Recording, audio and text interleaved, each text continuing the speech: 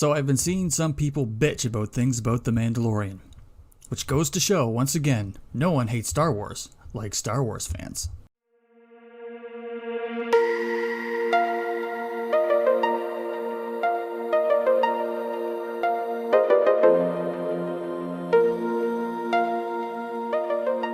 I'm Captain VinzerFlinn, and you're listening to Shitfaced in Hyperspace.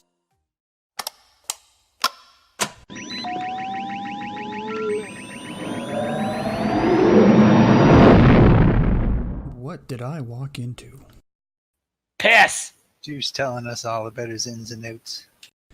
Well, that's it for tonight, folks. Goodbye. I tried to take less notes this time, and I still ended up with 3 pages, and I even had to write in the margins on page 3. Well, that's good, because I've been stuck doing helmets all week, so I was like, oh boy, I hope Carmine took notes. Good evening, gentlemen. Hello there. Gentlemen. I don't see any gentlemen here. You know, Three Stooges bit, look behind us, who came in? Jews, you can't reuse the same joke in the same conversation. Fine. But it's on a new person. I mean, I guess. My notes this time aren't like they were last time, and I don't have a breakdown as the episode goes, but... Episode title, The Mandalorian is Batman. Insert sneak up behind you with lights blinking on and off trope here. Yeah, exactly. When that scene happened, I was like, yeah, that's very much a horror movie. So was I the only one that thought this was the D&D group episode? Well, kinda. I feel like I'm from an outside perspective on this, so I can't really comment. Well, maybe not just D&D, but it would work for an MMO too. You know, you got your tank, your rogue, whatever, what have you. Your 2 DPS. Yeah. Well, if we had to class everybody up, the Twilight chick is the rogue, because she throws knives at people. Mandalorian's the fighter, because he's good at just about everything martial. The Deveronian is like the barb or the tank or whatever. Star Wars doesn't have a healer, although Baby Yoda, I guess. So who's your DPS then? Probably the guy carrying 6 blasters. Yeah, I think Mayfeld, definitely. There's a weird placement for those shoulder holsters, like they're right across the chest. Those shoulder holsters, the way that they're designed is actually it's called a cross draw, where you're actually reaching up with your opposite hand to pull it out. So it's actually quite faster to get it from your shoulder than it would be from your hip. Tonight I learned. So this episode's titled The Prisoner. It arrives kind of unusually, too. We arrive with him pulling into a spaceport, or at least what looks like a space dock. So we get the Mando coming off the ship, and we meet his first old friend, Ranzer Malk. Old Bobby from the Sons of Anarchy. At least that's what I thought. This entire episode was a cameo. I have opinions about their friendship. I actually don't think that he was friends with him at all. I think the relationship he had was with somebody else who wore the Mandalorian's armor, because I don't think the ages line up particularly well. Yeah, because he does say during the episode, back in the old days, and that he's effectively retired now. So that would imply our Mando is very old. And all the questions the Mando seemed to answer were very vague and evasive. But to be fair, the child's 50 years old and doesn't look like a day over 3 months. No, but we determined early on that the Mando's probably only in his mid to early 30s. Yeah, but we don't know what exact race he is and whether they age slower. That's true. We've seen him as a kid, and he's human or very near human, so unless he's an elf. Later on, when you see him with, I'm sorry, I forget the Twi'lek's name that he had the relationship with, it's very obvious that they know each other. Like, really actually know each other, you know? Yeah, but you don't get the sense. I don't know. I could see Vinder's point as well, is because when she says, ask him about Aliquot 7 or whatever the hell the planet was, he doesn't really say anything. So it could be that he wasn't the Mando that was there. Well, that's my theory. That's it all in a nutshell. I don't think, and I mean, that makes sense that if he had he inherited the ship as well, right? Like maybe he inherited the whole persona. Well, at the same, it's like the guy knew what the Razor Quest was, but it could be that he just didn't know who the Mandalorian was.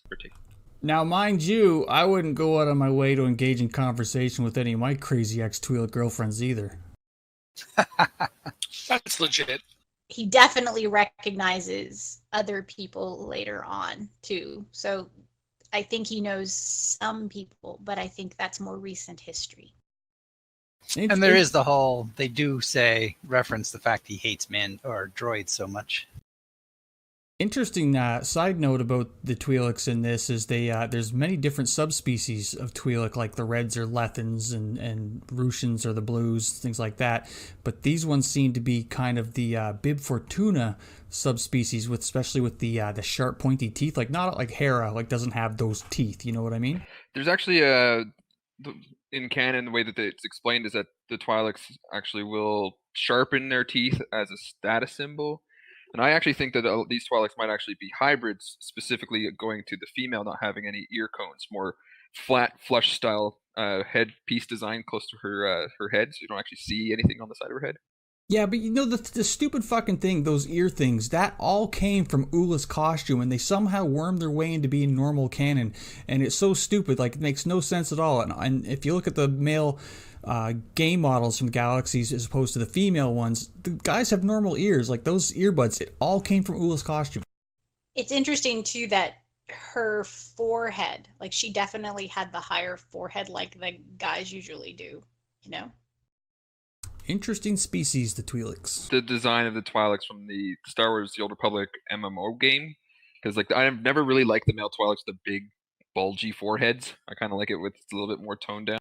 So when he gets off the ship and we meet his old buddy Ranzer Malk, we figure out that he's been hired to do a rescue job, spring somebody from jail, basically. And we get introduced to the usual suspect. The I'm not a stormtrooper guy. Yeah, so we get introduced first to the ex-Imperial sharpshooter Mayfield, played by Bill Burr. And we get a crack about him being a Imperial sharpshooter from the Mando, referencing Stormtrooper's ability to shoot. And he says, what did he say exactly? That's not saying much when he says he's a sharpshooter. He says, I wasn't a Stormtrooper. That's total fan service right there, more from Favreau and Filoni. Sigh. Then we get introduced to the Devaronian bruiser named Berg, who's not impressed. He thought Mandalorians would be bigger. Our droid pilot Zero, played by Richard I cannot pronounce his name. Played by Richard Ayoade. He was from the IT crowd. You can't mention Richard without also mentioning that the Devaronian was played by Clancy Brown.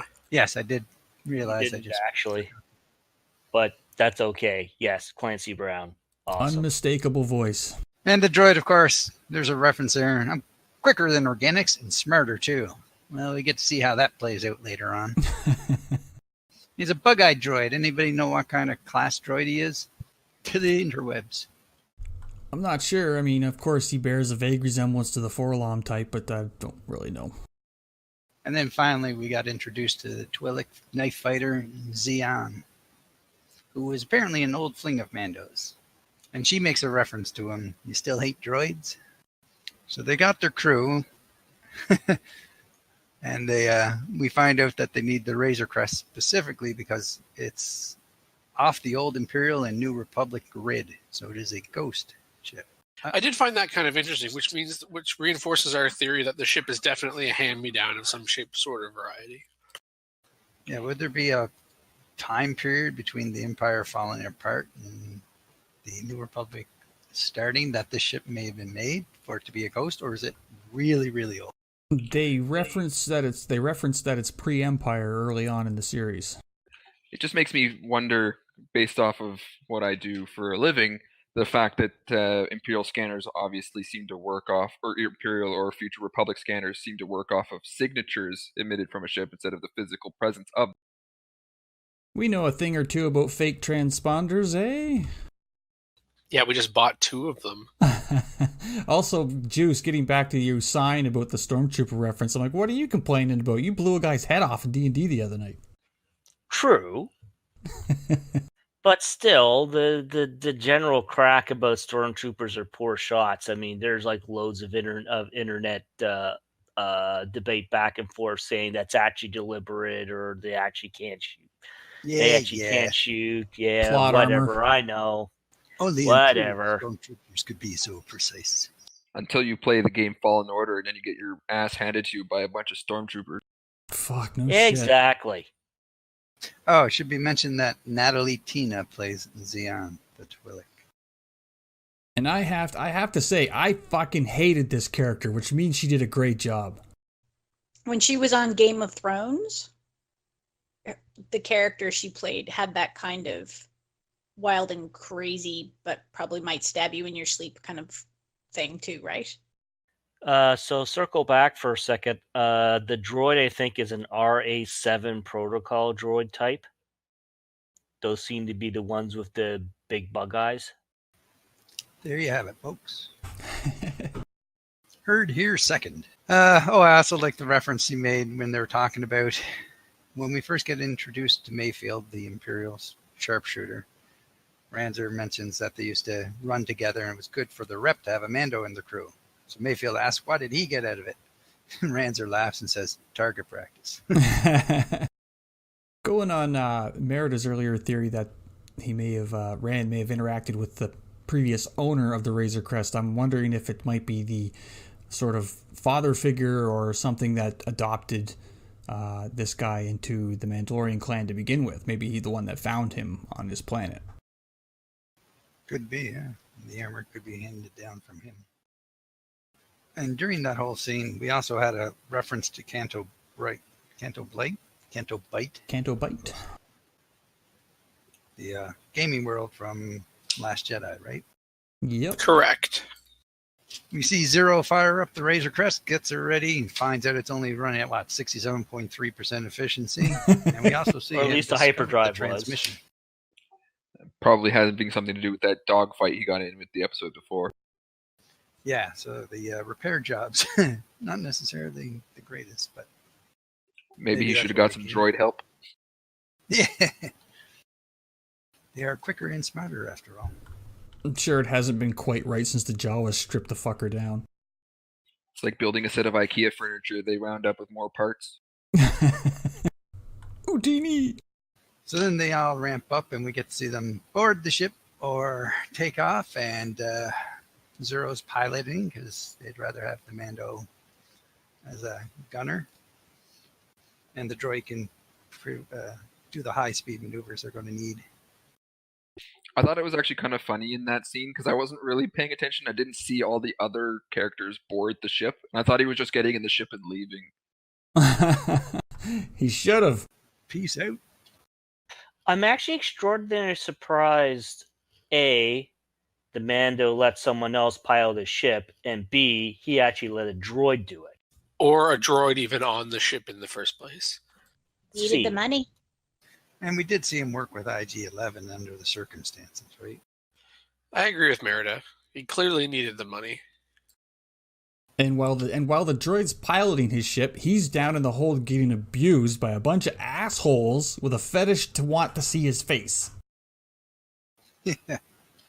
They also make that poor comment, why do we even need a Mando? Some say they're the greatest warriors in the galaxy. Then why are they all dead? Oh yeah, I was like, motherfucker. Yeah, they seem to be really going at that Mando never shows his face trope throughout this whole series. They must be building it up to something. I know people can't, both in the show and out of the show, people can't get off it. Maybe we'll see some throwaway at the end of Clone Wars this year. Oh, no, we can't because Rebels, never mind. The reality is that there is nothing that they have shown us so far that like that's not for a reason. Like they're hitting us with a whole bunch of clue sticks. Like they really, really are. And so it's either there's a payoff. Yeah, probably in the long run. We even get a little, this is the way sarcasm from Xian when they try to remove his helmet. The Devronian actually goes up to take it off after a nod from Mayfield after he's pressed her in to see his eyes. They get in a scuffle and the Mando puts him on his ass, but he hits the latch to the baby's room. And we get to see them try to explain that. And he says, oh, yeah, picked up a pet. And then May grabs baby Yoda. I'm sure everybody went, ooh. That was the moment I knew they were all going to die. He asks him and Jian, "Did you guys make this?" They drop out of hyperspace. There's a big tumble, and a lot of banking by the ship, which throws everybody around. And Baby Yoda hits the ground, and the Mando jumps to cover him protectively. I was very concerned when Baby Yoda would hit the ground. I was like, "Oh no!" Yeah, he took a bit of a tumble there. Again, shaken baby. They did that in Tatooine too. This kid's gonna have brain damage. They keep giving him stuff he can choke on, so why not? Oh, he can eat a whole frog. I don't think that little ball is going to choke him. For all we know, that ball's passed through his system several times already. Did not want to think about that. Sorry. Not even sorry. So they docked with the Imperial ship. Mando uses some sort of device to open an airlock so they can slip in. Wait, hang on. Magos We're used to the Empire being the guys with the prison ships. It's a New Republic prison ship. Oh, yes. It's a New Republic prison Which ship. I kind of dig because even if it's just in passing or talking about, we're hearing about the New Republic, which is really, I mean, they fucking destroyed it in Episode 7, so we're getting to know the New Republic a little bit at a time. Yeah, and it's a max security transport, apparently manned by droids, they said at the start of the show. Not entirely by droids. Well, they didn't know that at the time. Yeah, Anakin Skywalker was on that ship. So they get to drop in. We see a bunch of organics in the jail cells, some differing creatures. Anybody want to comment on the types of races we saw? I don't know, but I was looking for familiar faces, I'm not going to lie. We had a four-armed creature. We had a brutish ogre-looking kind of pig-faced guy. Oh yeah, the forearm guy was like Rio from Solo. Pig-faced guy kind of reminded me of, can't remember the doctor's name. He was with Ponda Baba. Dr. Evazan? Yes. He sort of had that kind of pig nose. I was wondering if he was the same race or whether the doctor was just fucked up from plastic surgery. I think he might have been disfigured, but that could have been an Easter egg they stuck in there for us. And we get to see a mouse droid on a New Republic ship. I thought they were exclusive to Imperial ships. Apparently not. Well, there's probably a good chance that a lot of Imperial resources fell into the Republic hands, and they probably found mouse droids rather useful on their ship. I was curious what the mouse droid is actually doing, because I thought they were used as like messengers and stuff, but there's only one human on the entire ship. I'm sure they could be repurposed for little tasks. I wonder if those are some sort of predecessor to the BB droids. Yeah, maybe he just goes around. Maybe he's a Roomba. He just cleans the rooms. A space Roomba. So the Devronian tries to get close to the droid. It goes to take off, so he shoots it, setting off an alarm. And then we get to see some slick-looking droids show up. Those droids are pretty cool. I like them. And I'm actually surprised that the New Republic is employing droids in a security and or military function. It seems that no one has learned from the lessons of the Clone Wars. I think it's a manpower thing. I figured it was a don't endanger sentient life thing. And it's harder to bribe a droid, I would imagine. And they don't need to sleep. They don't need to sleep. You don't need to feed them. You don't need to treat them particularly well. Yeah, Perfect so prison guard. So we get to see them get pinned down by fire. And Mayfield turns and says, all right, let's see what you can do. And the Mando's nowhere to be seen. Ha! Knew it! And then all of a sudden we see the Mando appear behind the droids and proceed to give them a lesson on how to take them apart. And they deliberately don't help, which also led credence to my, he's going to kill them all. Also, the Mando even though he took them all apart, he did take a few licks in the process. I found that scene to be a little bit, off-putting a little bit later when you get to the point where in that scene, nobody was able to hit any of the droids, and then a little bit later, they were all able to take out droids on their own. So I thought that was, I don't know if they were maybe just caught off guard or what had happened, but like it just seems a little bit out of place, unless they were trying to make the Mandalorian do something, maybe. I think there's some credibility to that idea that they just wanted to see what he could do, so they held back. Probably, because you're right. Later on, we see Mayfield take out 3 in no time flat. We finally get to the cockpit, and we find out the ship is indeed not just manned by droids, but there is one person on it. Some poor intern. Matt Lanter, the voice actor of Anakin Skywalker. Correct. I did not know that. That is interesting. We get to see a cool New Republic uniform, which incorporates the helmet thing that the Rebellion soldiers had in Episode 4, And stormtrooper boots. Yeah, nice boots. You would notice that. Well, he said nice boots, like they specifically called out the boots and showed it from an angle. I like how they called him an egghead. Well, he's not wrong. Mando's, well, things get touchy really quick. Everybody's pointing blasters at the guy, and he pulls out a device, a tracking beacon. And that makes everybody ramp up even higher. And they're want to kill him. The Mando draws on Mayfield. Mayfield draws on the Mando. The Devronin draws on the Mando. The Mando points his gauntlet with the whistling birds in it, although it's also, I think, his grappling hook gauntlet. So everybody's got their guns pointed at each other. We got a good old-fashioned standoff. And all of a sudden, the dagger flies between everybody, killing the New Republic officer from Xi'an. Mando seems upset about that. She's putting a bad name on my species.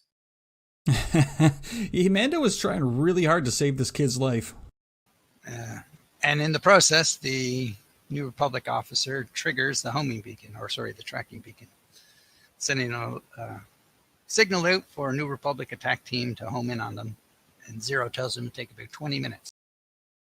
A lot of people were arguing about this as a MacGuffin online, but I totally agree. If I was the sole human, like, prison guard on a barge full of high security people, if they got out and rioted, it's like, well, me or these people escape into the galaxy, just poke the button, and then a squad of X-Wings come and blows the shit out of it, and they aren't released into the public. Makes you wonder why there wasn't an X-Wing escort in the first place. Resources again. Yeah, I chalk Be it right down back. to resources. Plus, remember, they're using the Razor Crest because it can't be detected, and then they jam the signals and everything, right? So it's possible that any other vessel they should have been able to pick up approaching them. So the alarm's off. The ship's in distress. They run out of the thing. They know what chamber they have to go to. 20 minutes to the attack comes, so they've got to get down there and get their prisoner and get out. I gotta say, for being way out in space, 20 minutes seems like an excellent response time, even with hyperspace. Hyperspace moves at the speed of plot.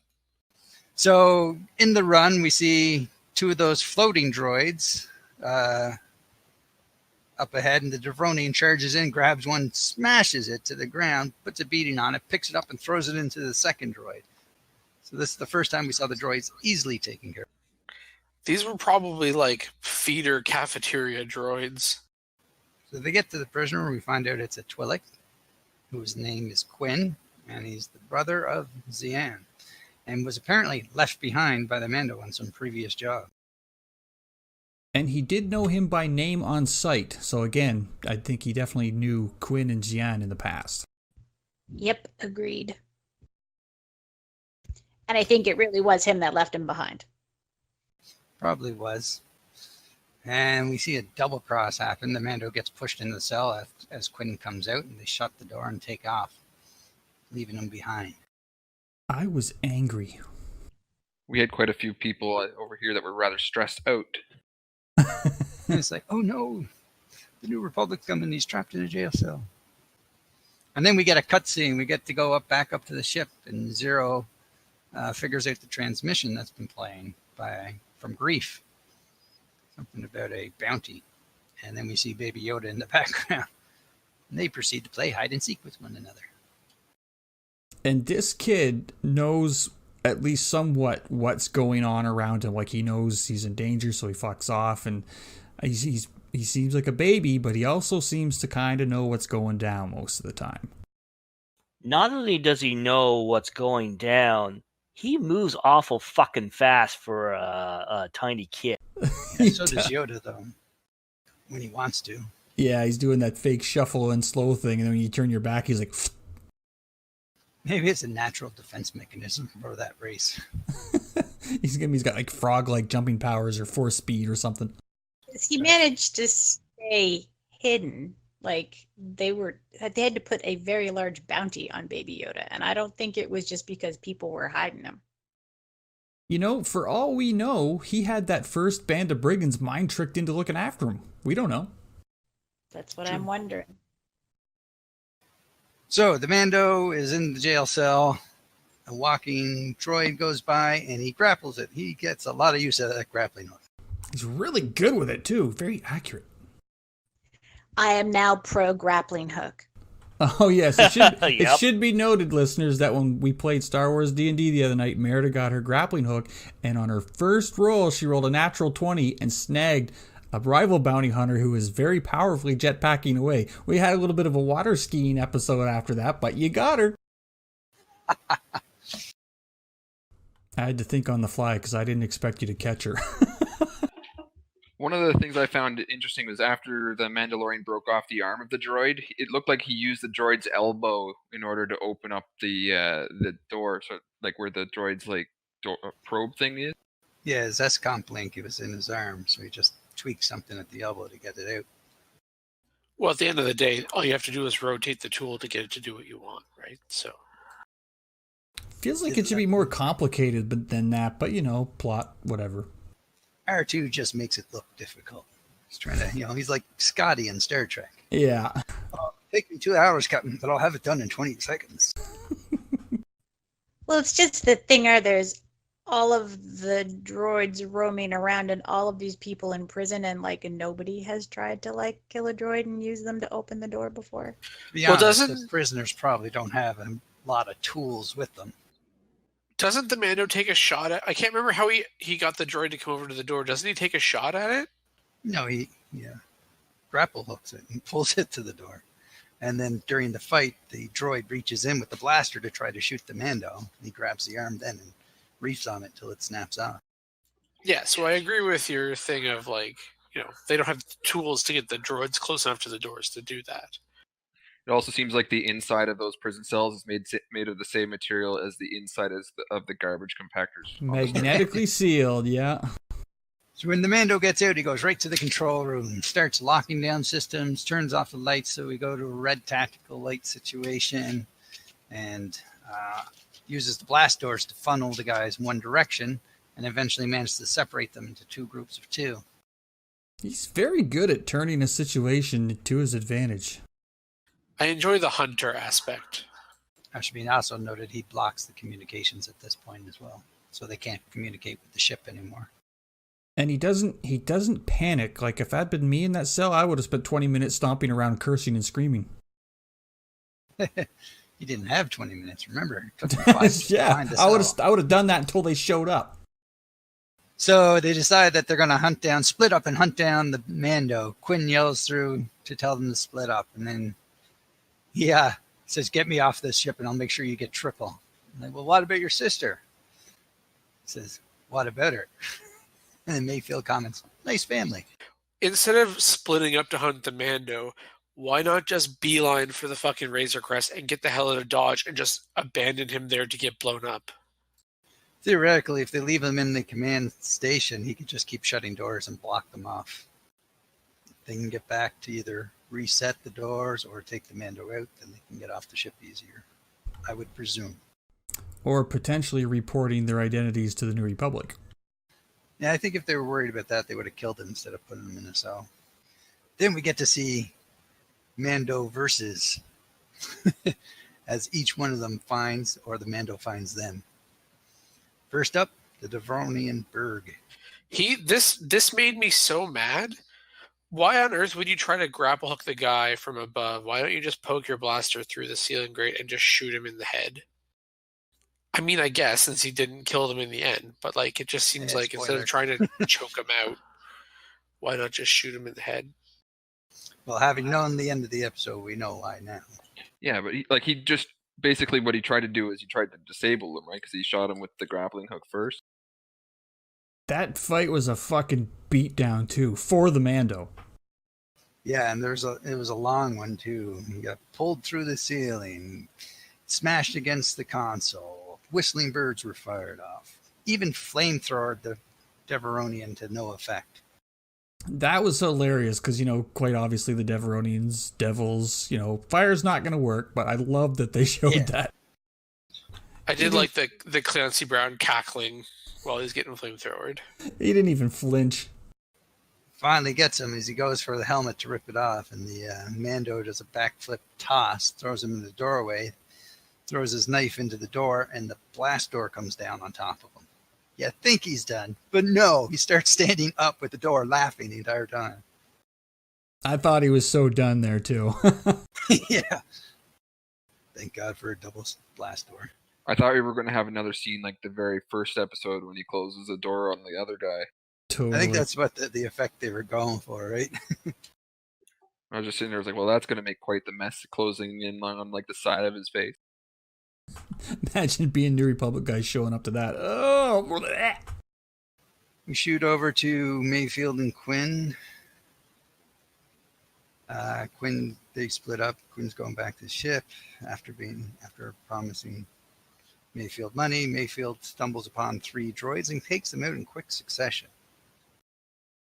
Now, maybe it's because he attacked them from behind originally, but I don't know why. And like I said, maybe it's because they just want to see what the Mando could do earlier, or the droids got the drop on them. I don't know. Yeah, I guess he takes that droid out pretty fast, like 5 shots. I'd say Gung Ho has a case for copyright infringement on the over-the-shoulder cannon, but he stole it from the Predators, so. Then we get to see Xian finally catch up to the Mando in the hallway, and they get a fight. Much shorter than Berg's fight. Lots of knives flying through the air. I think it's less of a fight and more of the Mando just takes the hits because the knives can't penetrate the Beskar, and then he does get one in the shoulder, though. Yeah, Did he? I didn't notice. Yeah, just below the Beskar on the shoulder plate. Right arm, I believe. Ah, yes, the trope of the hero takes a flesh wound in a non-vital area. Yeah, but also I think the fight ends with him with a knife to her throat, and I think he pulled the knife out of his arm. He's resourceful. We jump back to Mayfield, wandering the halls, spooked by a mouse droid. It's a little jumpy, and the lights are flashing on and off from red to nothing, right? Black and red, black and red. Oh my god, this part was so good. And in between the flashes in the background, there standing is the Mando. That was pretty fucking scary. It was. All I could think was, you go get fucked. I was thinking, oh my god, it's very Mike Myers / Jason Voorhees. Flash, flash. Not there. And Mayfield turns around, nothing. And then flash directly behind him. And we get a scream and then nothing. Horror movie where you're rooting for the killer. We go down to Quinn, about to get up. He finally finds the ladder to the Razor Crest. He's about to go up, and the Mando yells to him. Quinn turns around and says, "You killed the others." The Mando says, "They got what they deserved." Which, at the time, we assumed. Yeah, I find it really interesting that they went out of their way to imply that they were all dead, but at the end, he just leaves them alive on the prison barge. I think it shows to his character. He's building a reputation, though, right? So people As a guy that leaves witnesses? No, by letting on that he didn't leave witnesses by saying they got what they deserved. Not that it really matters in the end anyway. As it turns out. But I think probably there's like this, he's got this reputation as this badass who's like killing people and doing all the things. And I think maybe he's leaving more people alive than we know. Clearly, he's better at taking in bounties alive than I am. That's all I'm saying. Quinn tries to make a deal with the Mando. Says, "Be reasonable. You were hired to do a job, so do it. That's your code. Aren't you honorable?" Thought he was going to frag him. He's all about doing the job, and contrary to popular belief, Mandalorians aren't really into wholesale slaughter. He gets nothing by killing these people. He was not paid to kill them. It's self-defense, Your Honor. Self-defense. Then again, he wasn't paid to kill those Jawas either, and he popped those guys like balloons. They were stealing from him. That's true. I mean, these guys were fucking him over too, but so I don't know where he draws the line. But yeah, to me, it just comes down to, I'm not getting any money by killing you, so why bother? It might be, I might get money for killing you later, so why bother now? Indeed. Like the whole idea of him getting the job was to get some money, and he wasn't going to get the money if he didn't bring anybody back. Part of me wonders if it seems like, and I mean, this could just be a Disney thing, honestly, that the non-humanoid things die, but not so much the humanoids. Yeah, it might be a Disney thing. Like, nobody cares about the Jawas. Fuck them. But he vaped some Trandos in the second episode. Well, they were very actively trying to kill him, though. I'm also curious why he didn't bring the rifle with him the last 2 episodes. Rifle's not really that good of a in-the-ship weapon. That's fair. But he didn't take it to Tatooine either, so... Are we sure he didn't give it to Cara Dune? Or Cara Dune didn't give it back. Yeah, maybe. Pulling an old Han Solo. I like this thing. So we suit up to this ship where Zero and Baby Yoda have been playing hide and seek. And Zero finally comes up to the baby's chamber, opens it up, and bam, Baby Yoda's there all the time. Baby Yoda's trying to do this force thing, eh? It seemed like he couldn't quite do it this time around, or maybe he didn't quite have this. Like he didn't quite have it focused enough that he was able to do it to the droid. I just thought the Mando fragged the guy before he could actually do anything. Yeah, It was just supposed to be adorable. That was all. It had to be adorable. Yeah, he had his hand up, and then the droid sparks and gets blasted from behind. Although it looks like maybe Baby Yoda did it. They even have Baby Yoda look at his hand quizzically, like, "Whoa, did I do that?" And then we see the Mando. There's your cuteness. Every episode needs one memeable Baby Yoda scene. That was damn cute. I enjoyed that. What the fuck? So then Mando takes the Razor Crest. They dock back up with the what we now know as a space dock, a spaceport, and has Quinn in tow. Drops him off. They say, just like the old days, just like the good old days. Gets paid, gets back on the ship, and takes off. Then we see Rand try to betray the Mando. Tells him, what does he say exactly? Take him out or something? He just says, Kill him. Kill him. There you go. This scene kind of got me because I thought I was right about my Cad Bane thing, because the ship that comes up is the same style or design of the ship as Cad Bane's fight. I did not catch that. So Mando's flying off, and this ship is starting to come up. When Quinn pulls out of his pocket this beeping thing. He doesn't know what it is, but we all recognize it from early in the episode. It's the tracking beacon. All of a sudden, out in space, 3 X-Wings jump in. Yeah, so the lead X-Wing guy is played by Dave Filoni, and then the other, the African-Canadian is Rick Famuyiwa, and who was the director of this episode, and then the woman was Deborah Chow, which did episode 3, and I think the next one as well. That's a cool cameo. I dig that. I mean, if I was going to be a cameo in a Star Wars thing, I would want to be a pilot of some sort of variety. Well, I'm it's pretty an sure easy- they were T-65 X-Wings, not the T-75 New Republic X-Wings. Oh, yeah, those were classics. So as the ships jumped in, they confirm the tracking beacons live. Then they pick up the readings of weapons powering up on the gunship, assume hot target is hostile, and take the ship out before it can fly out to take out the Mando. So those X-Wings, they really ignored the Razor Crest, which beggars the question, did they even see it on their scopes? Well, according to what they said at the beginning of the episode, is they couldn't see it, so... Yeah, that's what I'm wondering. Is this ship stealthier than we even know? That was interesting, because, I mean, obviously it was coming from that station. They might have said, oh, take that guy out too, but they didn't even bother with him. Single purpose of homing in on the distress beacon. Yeah, I guess they're not TIE fighters, right? If it's actually called a distress beacon, why would they just go and shoot everything? It's called a tracking beacon. Probably protocol for inventive a prison taking over or whatever. Just Remind me never to volunteer for a New Republic prison ship then. Yeah, so I'm looking at the X-Wing pilots, and they are flying T-65B X-Wings. And I suspect he didn't volunteer for that job. That's what he gets for dating the Colonel's daughter.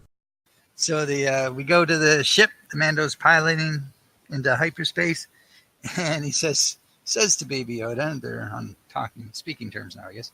I told you that was a bad idea. Makes you wonder whose idea it was in the first place. See, Yoda's putting suggestions in his head. He's like, look, man, I need a new Xbox, so you better get with the bounties coming in. And to finish the episode, we flash back to the prison ship where we find the mercs are indeed not dead, but locked into a prison cell together. Presumably the ship's still on course to wherever it was going, and there's enough droids left on it to make sure nobody dies. And they got a dead guy, which they're going to have to explain. Just fly it into the sun. So, did we like this episode? Yes. Loved it. Because I like every episode. Thought it was a fun episode, but didn't seem to do anything to further the overarching story, if you want to say there is one. I feel like this actually did do more in a subtle way of kind of carrying the story on, because I think we're finding important little bits about his history that are going to become very relevant. Like what in this case? Well, there's my theory that he's actually being somebody else. But even if that's wrong, we would then go back to the fact that these are people that he used to run with and stuff that he used to do. And then why has he kind of changed his whole stance on killing, apparently? You know? Yeah, I don't think anything's done happenstance or by accident. It's like Meredith said, we're getting little bits of information, but each one is really quite important. And I mean, I would have asked if we liked this episode anyway, but because I tweeted about this earlier, how they're saying, oh, there's no overarching story and blah, blah, blah. And I'm just like, you know what? I'm good with that. It's kind of like, I don't know where we're going, and I'm cool with that. I like finding out what's going to happen this week, and just him wandering around doing jobs. For me, that's cool. See, people are spoiled now. Like, when like TV shows used to be completely episodic, like Star Trek: The Next Generation, for example. Like, there were threads for an overarching plot, but like every episode was like a nice, neat little bow. Like, you didn't have to have watched the previous 5 episodes to know what was going on. That's true. We're very spoiled that way. Yeah, it's like I said, this isn't Game of Thrones, where we're being doled something out for 7, 10 fucking years and to be disappointed in the end anyway. But I'm loving this return to episodic adventures. It's almost like Monster of the Week. Well, that's what I was going to say. It's like, on Buffy, where you used to get there'd be overriding plot, but then there'd also be the Monster of the Week episodes, and the same with the X-Files, right? Which is the MOTWs. Yeah, and they were great. They were great episodes on their own. There's no need to have them always follow the story. And that's what I said. I felt like this one was one of those episodes where it's like, all right, let's just take a break and have some fun with the character.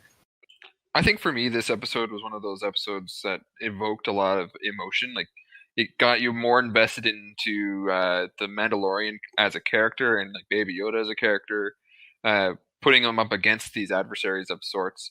So like I found like throughout the episode, I found myself more like on the edge of my seat, like what's going to happen. I felt more invested than I have in it than maybe in the last 2 episodes or so.